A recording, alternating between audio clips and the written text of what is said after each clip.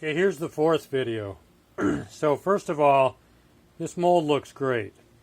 And I've actually already injected one wax just to see how it was going to go. But what you want to do is I like to pick a top and a bottom to the mold. And I like the bottom to be where it would have the biggest drop. Because I think with gravity, if you're injecting a mold, that wax is going to be more apt to go down than it is to go up.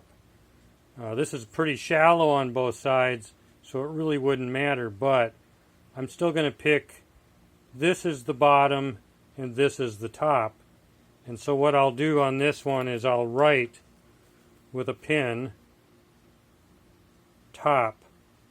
So every time I inject this, I'm going to have the word top on the top. Okay, so now the next thing is you want to take your talc and you want to lightly talc the mold, blow it off, don't breathe it in. Bad to breathe talc. Lightly talc it, blow it off. So now we have, okay, we got the top side, that's going to go up. We're going to put, you got to have something hard that'll go on both sides of the mold to hold it together with your hand. So you take both hands, push it down, push it against the injector.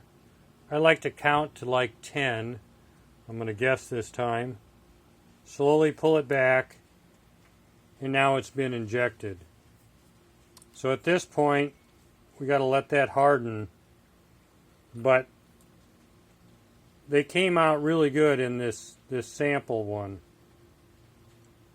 I mean, at this point, I can now take these little birds and I can investment cast them without any problem.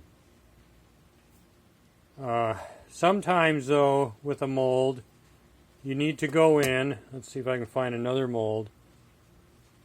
You need to go in and you need to create vents so that as the wax goes in, there's also air that has to go somewhere. And that air, in order to remove it and have it have a place to go, you want to have a brand new sharp scalpel. You want to do this at your bench, but you want to set it up so that you can see with this, I've taken and I've cut where the air can leave the mold. And that's something you really can't determine until after you inject a few to see how well it's injecting. And once you spread it apart, you've made your cut, you spread it apart, then you're going to want to take your powder and powder down inside those cracks, blow it off, and that'll keep those cracks from closing back up. So let's see. Usually takes a couple minutes, but I'm gonna pull this anyways, just so you can see. So we're gonna take the top half off, and look at that. We have 3 beautiful little birds. And now when I inject these, I can inject 3 at a time, which is great. And then I can just take them off, and I can put them on a tree, and I can cast 100 birds if I want. So, okay, that's the end of that video, and I think we're done with this mold. All right, thanks so much.